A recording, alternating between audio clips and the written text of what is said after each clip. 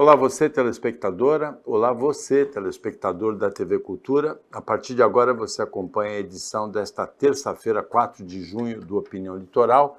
Participa analisando, comentando as notícias com você, o advogado Roberto Mohamed. E a primeira coisa que a gente vai comentar é relativo ao Roda Viva de ontem aqui na Rede Cultura, com o ministro da Controladoria Geral da União, Vinícius Marques, que explicou como é que vai ser controlado, e é um controle difícil, vão ser controlados os recursos destinados à reconstrução do Rio Grande do Sul. Mohamed, boa tarde. Boa tarde. É muito interessante porque houve uma pergunta para ele de como é que seria o controle. E acho que essa é a preocupação de todo mundo, Paulo, quando se fala de dinheiro. E independentemente do governo, ao contrário do que dizem os bolsonaristas,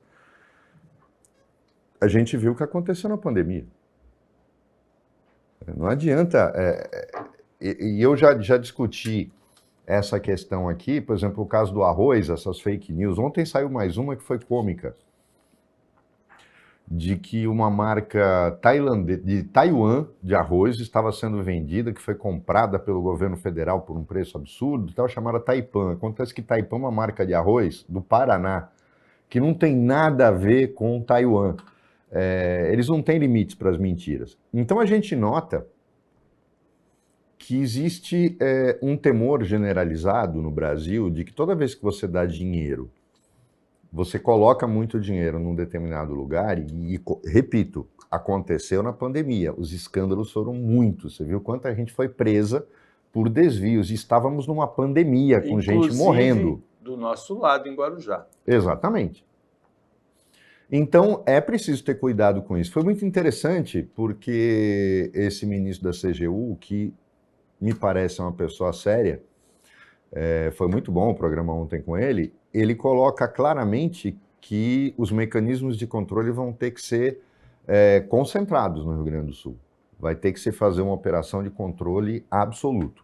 Eu já cansei de dizer aqui que o governador do Rio Grande do Sul, para mim, é um Collor 2, é um personagem que pinta como algo bonito, como algo que é diferente da política tradicional, e não é, porque uma boa parte da responsabilidade do que aconteceu no Rio Grande do Sul foi porque ele deu um liberou geral em relação à questão ambiental, com barragens, com autorizações absurdas de desmatamento, com a desculpa de que estava adequando a legislação estadual à legislação federal, o que não é verdade, como eu já expliquei aqui também. Mas, nesse caso, é muito legal a gente ver a resposta do ministro, porque vai ter que ter realmente uma fiscalização concentrada lá. Vamos ver.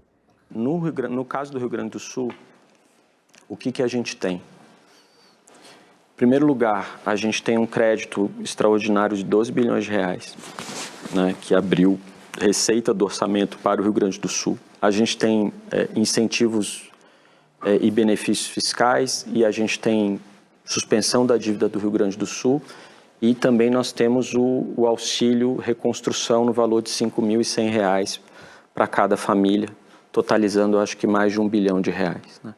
Qual que é o trabalho da CGU aqui?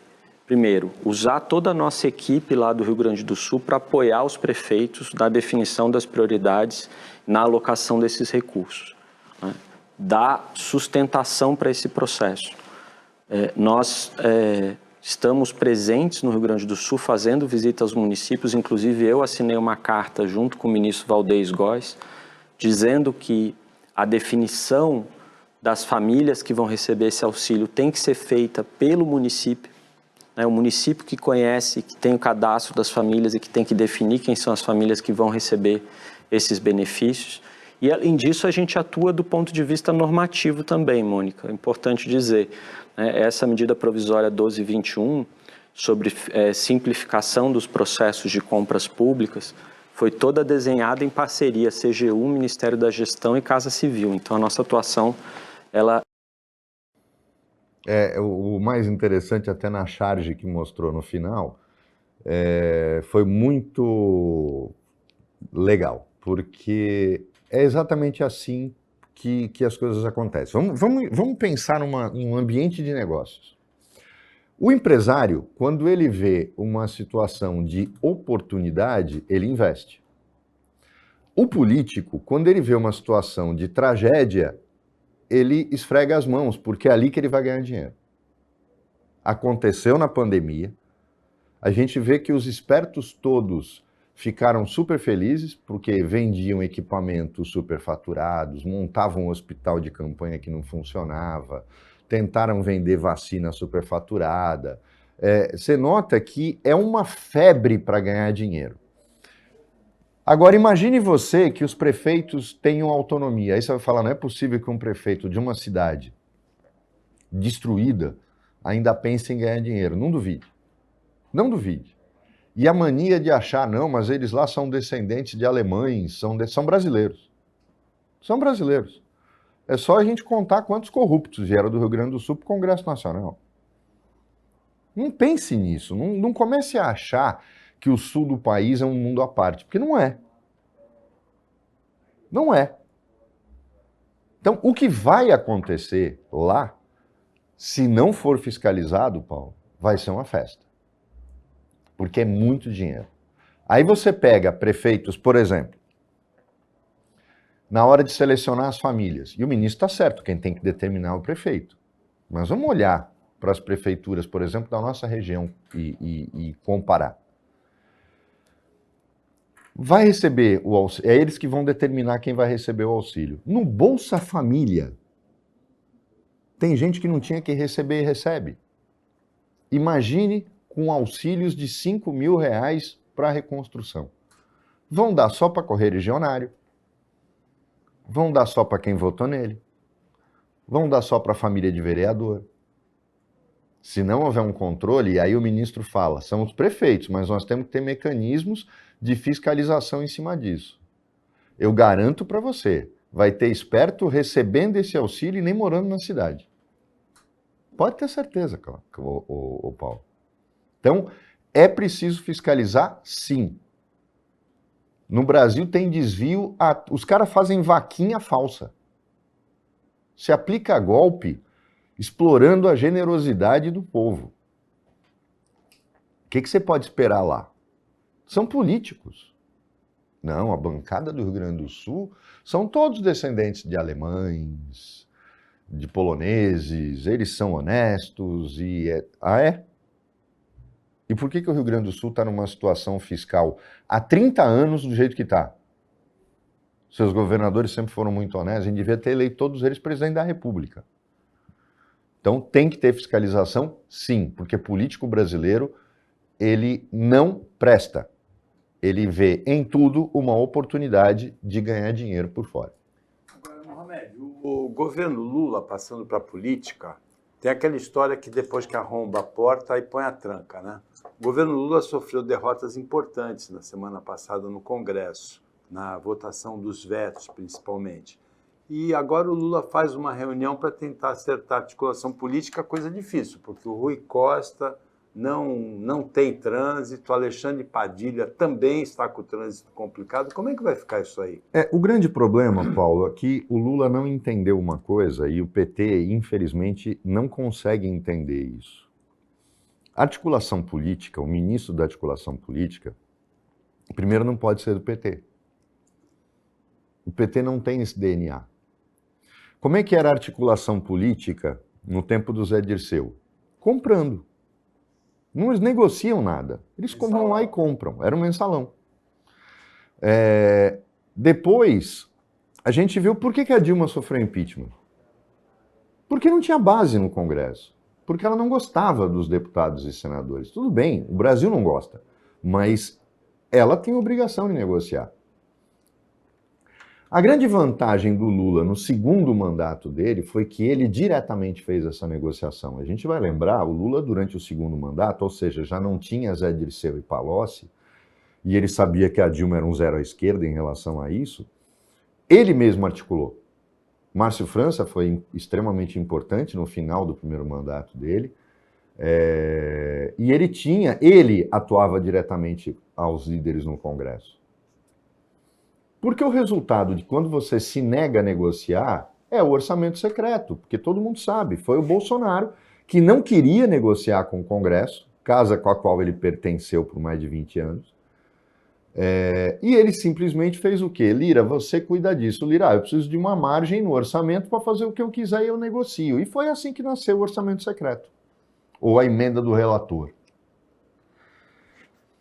O Lula não entendeu ainda que o articulador dele... Por exemplo, eu vou dar um exemplo de uma pessoa que está do lado dele e que ele encostou num puxadinho do Alckmin, Márcio França. O Márcio já foi líder de um bloquinho, todo mundo lembra, primeiro mandato dele como deputado federal. O Márcio é articulado, acostumado a negociar, acostumado a interagir, é aquele cara que bate papo no carro, que abraça todo mundo, marca almoço. É o papel essencial para ele. E o PSB é um partido aliado, mas que não tem o ranço do PT. Mas isso jamais passaria na cabeça do Lula, porque nesse ponto o PT é obtuso. Então, quando você coloca, por exemplo, dois caras que se odeiam para cuidar de articulação política, que é o caso do Rui Costa e do Alexandre Padilha, você está jogando a articulação política no lixo. Os dois se odeiam, Paulo. Eles não têm nada a ver um com o outro. Você vê as linhas... O Rui Costa conseguiu aquilo que eu considero o ponto mais negativo do político, que a gente falava isso do Dória aqui em São Paulo. O Rui Costa traiu e brigou, rompeu com o seu padrinho político, Jacques Wagner, que está no Senado. O Jacques Wagner não fala com o Rui Costa. E quem fez o Rui Costa foi o Jacques Wagner. Ele era governador da Bahia, colocou o Rui Costa como seu sucessor, ou elegeu o governador da Bahia, e hoje ele é ministro. O problema desse governo é essa cegueira, é não enxergar o que está na mão. Talvez até o próprio Jacques Wagner fosse muito mais útil no ministério do que o Rui Costa. Mas ele é do PT. Mesmo que o Jacques Wagner seja um cara articulado, o que o Lula não entendeu até agora é que o ministro da articulação política não pode ser do PT. Porque é o ranço do PT de não gostar de negociar. Porque ele não negocia. Ou ele compra, ou ele ataca. É característica do partido. Eu acho que ele tem um nome na mão, já falei aqui, ele tem um nome na mão dele para usar para fazer articulação política, que é o Márcio, que está num ministério que não serve para nada e que poderia ser até extinto com a saída dele. E o Márcio para o lugar do Padilha. Mas o Márcio foi sacaneado pelo Rui Costa, porque quem colocou o Ministério de Portos e Aeroportos na mesa de negociação com os republicanos não foi a exigência dos republicanos, foi Rui Costa. Então, a gente tem uma saída aí, mas é mudar os dois, não pode mudar um só. Ele pode até levar o Padilha para a Casa Civil e deixar a articulação política, por exemplo, com o Márcio, que é do PSB. Mas jamais manter qualquer outro ministro de articulação política, por melhor que seja, com o Rui Costa na Casa Civil. Por que a Casa Civil é essencial nessas negociações? Porque é dela que saem todas as efetivações das negociações feitas pelo Ministério das Relações Institucionais. Por isso que normalmente é o chefe da Casa Civil que cuida disso. Como separaram os ministérios, você não pode deixar na Casa Civil um cara que sacaneia todos os seus colegas. Porque é isso que o Rui Costa faz. O Rui Costa é vingativo, o Rui Costa é rancoroso, o Rui Costa é um cara que tem agenda própria e não joga para o governo. E o Lula não enxerga isso. Eu não sei o que faz com que o Lula não enxergue, mas manter o Padilha depois da crise instalada com o Congresso é pedir para perder qualquer tipo de votação e não ter base. E os caras que votam contra são dos partidos que pegaram ministérios no governo. Você tem que manter a fidelidade dos caras.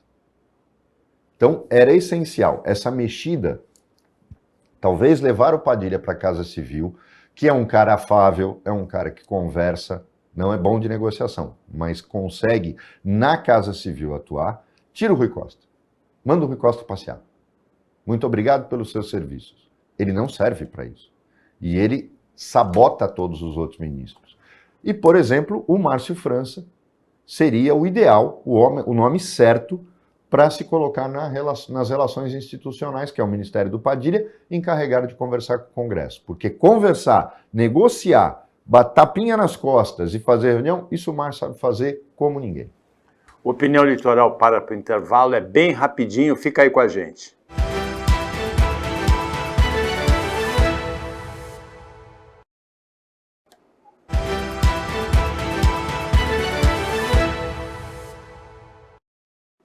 Voltando com a opinião, Roberto Mohamed, nessa terça-feira, analisa, comenta as notícias com você.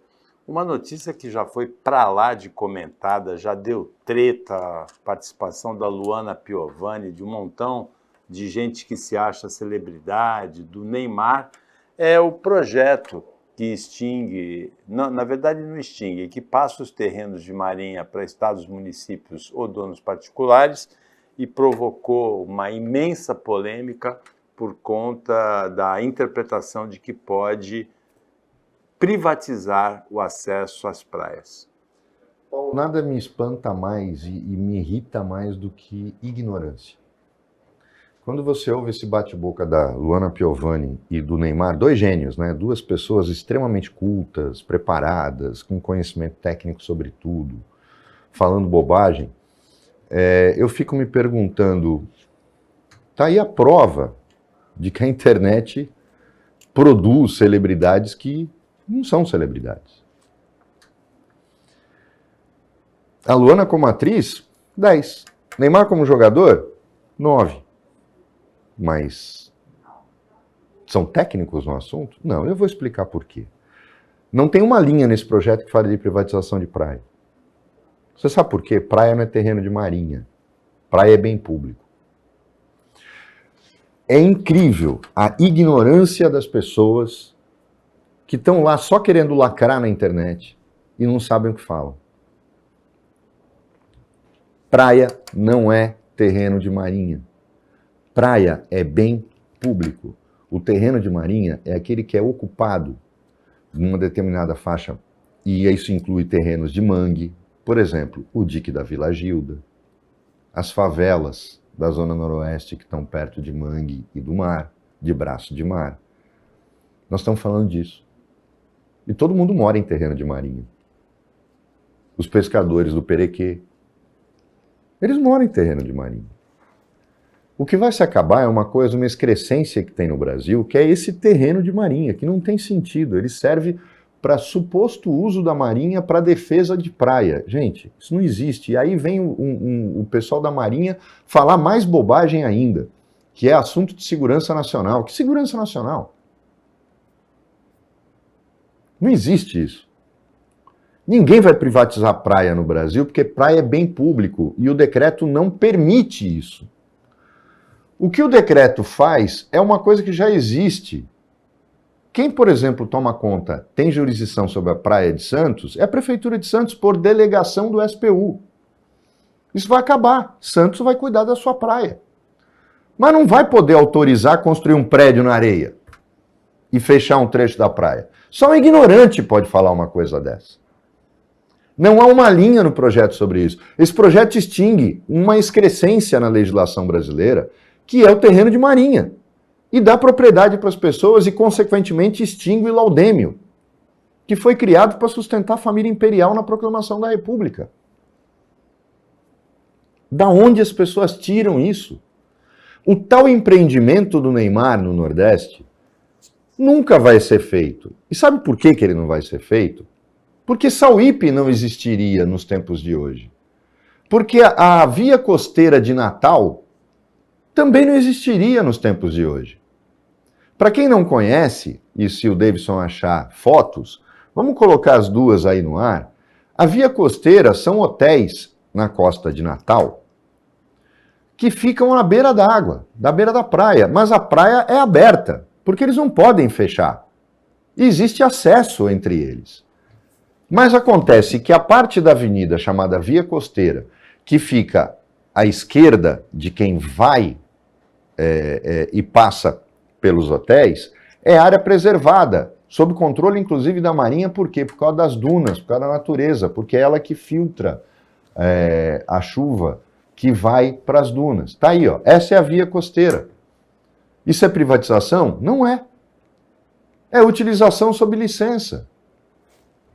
As praias estão lá, elas são abertas, não são particulares. O hotel tem serviço na areia, mas ele não fecha. A praia de Pernambuco, aqui no Guarujá, existem passagens obrigatórias, mas só que as casas dão direto no pé na areia. Mas não é uma praia fechada, não é uma praia particular. Mas eles vão legalizar aquelas casas. E qual o problema? O cara vai pagar imposto. Não se pode privatizar praia. Este projeto, por exemplo, a gente tem aqui o caso mais icônico aqui no litoral, que é Iporanga. Um condomínio no Guarujá, que tem uma praia, que tem acesso controlado por questões ambientais. O próprio Ministério Público tem bom senso. Mas a praia é pública. E tem que ser preservada pelo próprio condomínio. E eles jamais vão poder privatizar aquela praia, porque praia não é terreno de marinha. Aí, vocês viram a última foto, Costa do Sauípe. As praias não são particulares. Só que, pela legislação atual, eu garanto para vocês, Sauípe não saía. E o que gera de imposto para a Bahia? E por que não saía? Como, por exemplo, esse... Não tem nada a ver com um projeto para privatizar praia. O projeto do Neymar vai esbarrar no primeiro promotor de justiça que vai questionar o desmatamento de toda aquela área ali que está preservada. Vai poder fazer compensação ambiental para aprovar o projeto? Até pode. Mas dificilmente alguém vai deixar fazer alguma coisa lá. Isso não tem nada a ver com praia, porque ele não vai poder comprar a praia. Ele vai poder comprar o terreno. E só vai poder desmatar um percentual dele. É assim que funciona no Brasil inteiro. Ele vai usar a praia? Vai. Mas todo mundo vai poder usar a praia. Todo mundo vai poder dizer que esteve na praia do hotel do Neymar. Balneário Camboriú é um exemplo disso. Privatizar as praias? Não. Por que as pessoas são tão ignorantes no Brasil? E o pior é que não percebem que são usadas por lacradores, por gente que não tem conhecimento nenhum. A Luana cuspindo bobagem e o Neymar respondendo bobagem, e grosseiramente, inclusive. Eles estão se atacando por questões pessoais. Otário, o cara que se mete numa briga dessa. Você é um otário. Ficar comentando. O projeto não tem uma linha e nem poderia ter de privatização de praia. Praia não é terreno de marinha, praia é bem público. Bem público não pode ser privatizado. O que vai se fazer é a delegação das prefeituras e dos estados para regularizarem os terrenos de marinha que vão deixar de existir. E que não tem sentido existir, e pedir a extinção desse maldito laudêmio, que beneficia muito mais gente pobre do que gente rica, porque você só pensa em Copacabana, Ipanema, as praias, a Avenida da Praia de Santos. Vá além disso, vá aos mangues, às palafitas, as comunidades de pescadores, a Praia do Góis. Aí vem um idiota na Globo News, não, porque esse pessoal vai regularizar e vai vender no dia seguinte. É um direito deles. Mas privatizar praia ninguém vai. Privatizar praia não pode. E não tem uma linha nesse projeto que fala de privatização de praia. Os caras estão comparando com Cancún, nós estamos falando de outros países. No Brasil, praia é bem público, não é terreno de marinha. Esse terreno trata de algo que já foi discutido na Constituinte. Em 1986, o Gastone Rigg tentou negociar com o Lula e o Lula disse que o PT não iria apoiar o fim dos terrenos de marinha e do laudêmio, porque para beneficiar milionário de Copacabana. Olhem só a mentalidade. Isso era o Lula em 1986. Ele foi deputado constituinte, para quem não lembra. E o projeto morreu porque já era para ter acabado naquela época. Estão acabando com uma excrescência chamada terreno de marinha, que não se justifica. Outro dia eu recebi essa pergunta. Aí a fortaleza lá, o Forte Aboque, no Guarujá, a fortaleza de Itaipu. Meu, gente, pelo amor de Deus, aquilo não vai ser privatizado. Tudo bem, não serve para nada. Eu não sei por que tem quartel lá. Mas não vai ser privatizado, só para o presidente passar férias. Porque não tem razão de ser. Agora, Mohamed, você não vê risco de impedimento do acesso à praia? Nenhum. Praia é bem público, não pode, a legislação continua. Só que acaba, por exemplo, uma excrescência, como é o caso, do que quase... Todo mundo lembra, o emissário submarino foi considerado terreno de marinha, área da União, porque ele não é praia. E era a céu aberto um antro de crime. A prefeitura urbanizou tudo, e tudo isso graças à doutora Alessandra Aranha, juíza federal, que por ser de Santos, obrigou a elaboração do acordo que hoje nós temos ali no emissário toda aquela área urbanizada. Por quê? Porque ela sabia que aquilo foi feito pelo homem, aquilo não é da natureza. Essas excrescências acabam. Porque a prefeitura passa a ter jurisdição sobre essa área. Agora, a Marinha emitiu uma nota dizendo que os terrenos de Marinha são essenciais para a defesa da soberania, para o desenvolvimento econômico e para a proteção do ambiente. A Marinha também queria apoiar o golpe que o Bolsonaro queria dar, então eu não confio na Marinha. Eu tenho uma lembrança da Marinha, eu trabalhei na estação costeira da Embratel aqui, a Santos Rádio, e num socorro de pescadores que tinham, o barco estava afundando no mar, nós tínhamos ordem de acionar primeiro a Capitania dos Portos. Eles não podiam ir porque os rebocadores estavam preparados para uma festa para o Capitão dos Portos. Aí, quando a gente acionou a base aérea e a base aérea fez o resgate, no dia seguinte a Marinha queria a demissão de todos nós, porque ela é que tinha que ter feito o resgate. Eu falei, essa é a Marinha brasileira, elitista, que é totalmente despreparada, que se preocupa muito mais com muita cena e pouco filme. Essa é a Marinha do Brasil. Agora, eles querem os terrenos para quê? Para colocar canhão? Quais? Aqueles de Itaipu? Foram defender uma praia das Malvinas com canhões iguais, morreu todo mundo. A Inglaterra entrou em 15 minutos na praia. Mas eu não sei, se me derem um argumento para a questão do terreno de Marinha, eu entendo. Mas esse da Marinha de segurança, pelo amor de Deus, é uma piada pronta. O Opinião volta depois do intervalo bem rapidinho.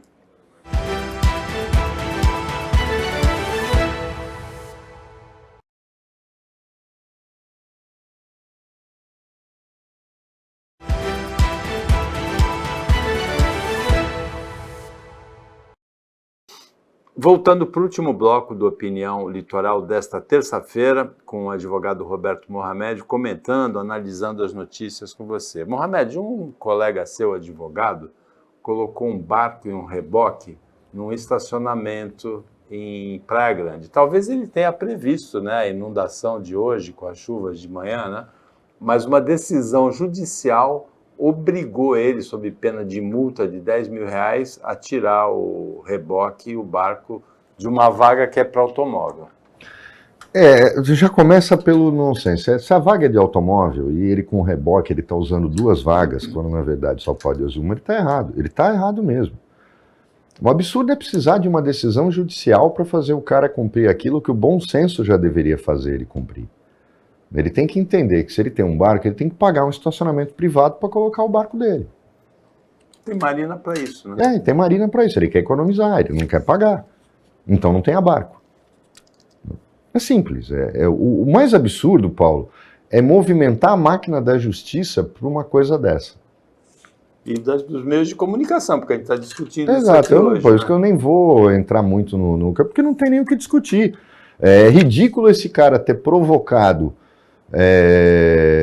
o acesso à justiça, que deve ter sido feito pela prefeitura, pelo que eu imagino, para que o cara tire um barco da rua. Isso não tem nem o que discutir. Isso só mostra que as pessoas hoje só olham para si mesmas. É inacreditável, Paulo. Ninguém mais pensa... não existe hoje coisa mais difícil do que ser síndico. Porque as pessoas hoje não conseguem pensar, se colocar no lugar dos outros. Ninguém pensa no coletivo. É um negócio inacreditável. Aí fica todo mundo sentido, aí fingindo que, nossa, a minha vida agora é ajudar o Rio Grande do Sul. Você não consegue nem se ajudar, você não ajuda teu vizinho. E você está pensando no Rio Grande do Sul. Tem que pensar assim, mas começa pelo teu vizinho, que muitas vezes passa dificuldade e você não está nem aí. Você nem sabe da existência dele. As pessoas hoje não conseguem se colocar no lugar das outras. Na garagem de um prédio, A gente vê a quantidade de brigas, coisas até absurdas, de tiro, de agressão, por coisas que não têm sentido. Não tem lógica. As pessoas estão perdendo a empatia, Paulo. Eu fico espantado com isso. Nesta sexta-feira, motoristas e cobradores de ônibus, e tem muito a ver com o que você falou agora, planejam uma greve para São Paulo. E aí a gente pergunta, o que o usuário do transporte coletivo, o aluno, o professor, o trabalhador, o médico, o paciente, o que eles têm a ver com a pendência entre empresas e motoristas e cobradores para eles pagarem o preço? Mas isso, Paulo, eu sempre falei que greve de serviço, desses serviços essenciais, o direito de greve tem que ser relativo. E ele não tem sentido. Eu falei outro dia aqui do metrô. Toda greve do metrô é política. Toda greve do metrô é política. Você quer ver a coisa funcionar? Deixa todo mundo entrar sem pagar. A justiça impede isso, né? A greve tanto total. Tanto no metrô como no... mas a vejam catraca bem, livre, né? Faz a catraca livre, mas os funcionários fazem, não é que a justiça... Dá prejuízo para o patrão. Aí você consegue fazer a coisa andar. E beneficia o público. Exato. É a mesma coisa quando tem greve na Receita Federal. Eu falo, é um absurdo. Você penaliza a economia como um todo. Quer penalizar o governo? Para de fiscalizar.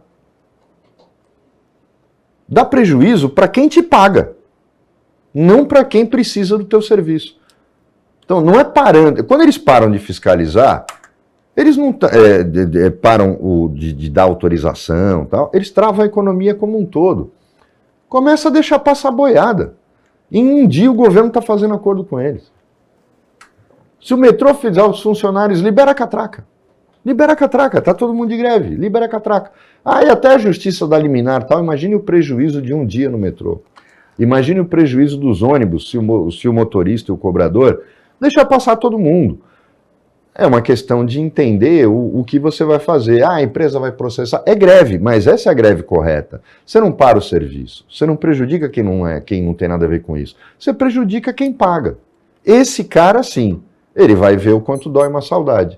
Mas ninguém pensa nesse tipo de greve. Esse tipo de greve não tem sentido. Ele vai parar a cidade, vai parar toda a economia, vai provocar, porque tem gente ignorante que não percebe que seu funcionário não foi trabalhar porque teve greve de ônibus. E aí o que vai acontecer?